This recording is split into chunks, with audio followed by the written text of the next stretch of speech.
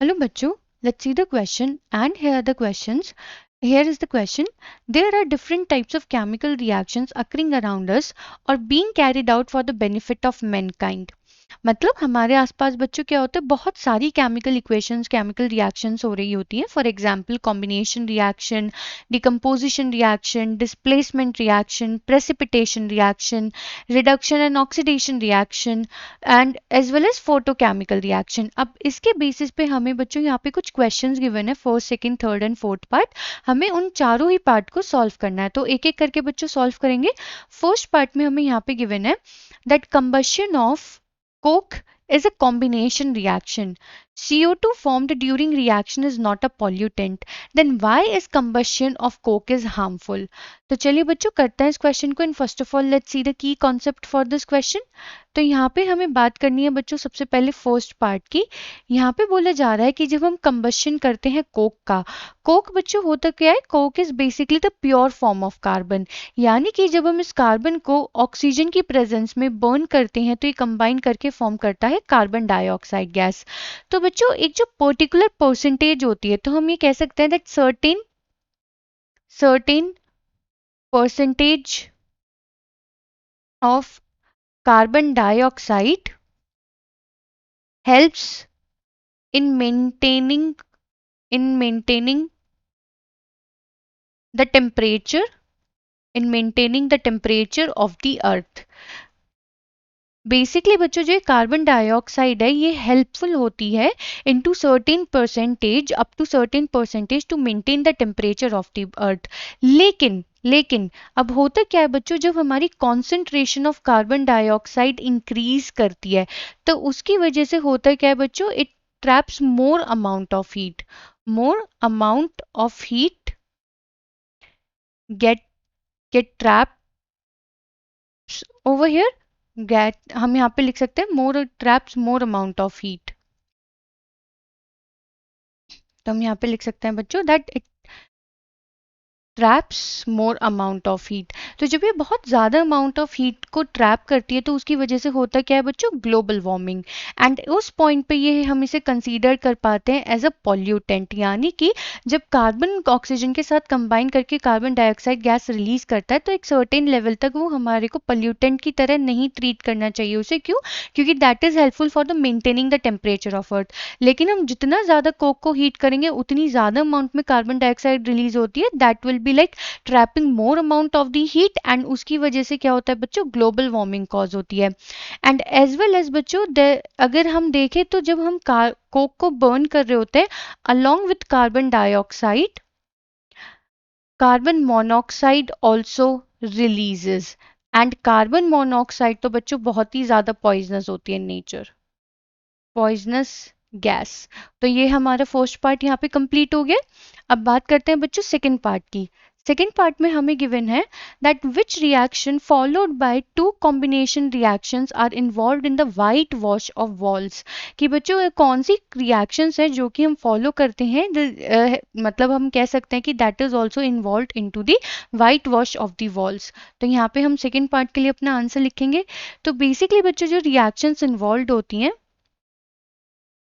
reactions involved in white washing of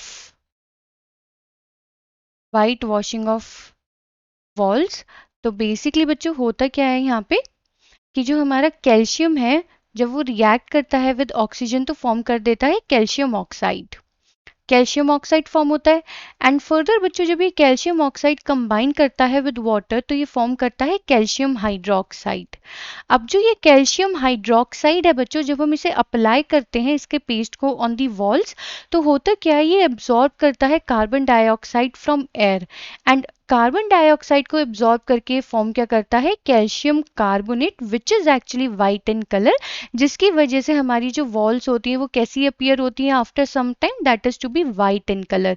क्योंकि जो ये कैल्शियम हाइड्रोक्साइड है बच्चों, ये कार्बन डाइऑक्साइड को एब्जॉर्ब कर लेता है from the air and form करता है water that is to be in the gaseous form. तो ये दो रिएक्शन है बच्चों जो कि हमारी यूज्ड होती है for the whitewash of the walls. हमने सेकेंड पार्ट भी यहाँ सॉल्व कर दिया. हम बात करते हैं थर्ड पार्ट की, that give one use of tin plating in daily life. तो चलिए बच्चों करते हैं इस थर्ड पार्ट को। सो टिन प्लेटिंग की बात हो रही है बच्चों यहाँ पे। तो जो हमारा टिन प्लेटिंग है हम इसे डेली लाइफ में जनरली यूज करते हैं बच्चों for the prevention of rusting of iron. Rusting of iron मतलब आयरन की रस्टिंग को प्रिवेंट करने के लिए हम क्या यूज करते हैं बच्चों, टिन प्लेटिंग। होता क्या है बच्चों कि इसमें इस प्रोसेस में हम करते क्या है, that with the help of electricity we actually deposit a layer of tin on iron, जिसकी वजह से आयरन की जो रस्टिंग है वो क्या कर जाती है, प्रिवेंट कर जाती है। So that is the third part. अब हम आ जाते हैं अपने फोर्थ पार्ट पे। So fourth part is that how photochemical reactions have played an important role in photography। that जो हमारी photochemical reaction है वो किस तरीके से एक important role play करती है into the photography। तो बच्चों फोर्थ पार्ट में हम बात करते हैं जनरली बच्चों जो फोटोकेमिकल रिएक्शंस के हमारे सब्सटेंस होते हैं जो फोटो सेंसिटिव होते हैं नेचर में, सो दैट इज सिल्वर कंपाउंड्स। अगर हम एग्जाम्पल लें सो that is for example AgBr यानी कि सिल्वर ब्रोमाइड। तो अब होता क्या है बच्चों, जो हमारा सिल्वर ब्रोमाइड होता है यानी कि 2AgBr, जब हम इसे लाइट की प्रेजेंस में रखते हैं तो ये डिकम्पोज हो जाता है into the silver metal solid form में, प्लस यहाँ पे रिलीज होती है हमारी ब्रोमीन गैस। अब बच्चों जो ये सिल्वर मेटल होता है ना, that is helping for the image formation, to preserve the image in the photography. तो इस तरीके से बच्चों जो फोटोकेमिकल रिएक्शंस होती हैं वो हमारे को हेल्प करती हैं या फिर रोल बहुत ही इंपॉर्टेंट रोल प्ले करती है इनटू द फोटोग्राफी, कि जो सिल्वर है वो हेल्प करता है टू प्रिजर्व द इमेज। हम यहाँ पे लिख लेते हैं इसे completely, helps helps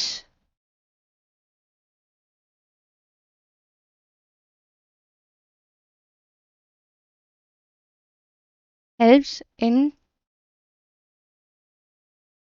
preserving images. तो बच्चों इस क्वेश्चन में हमें 4 पार्ट गिवन थे और हमने यहाँ पे ये चारों पार्ट सॉल्व कर दिए हैं, first, second, third and fourth. I hope बच्चों आपको ये क्वेश्चन समझ में आ गया होगा। Thank you.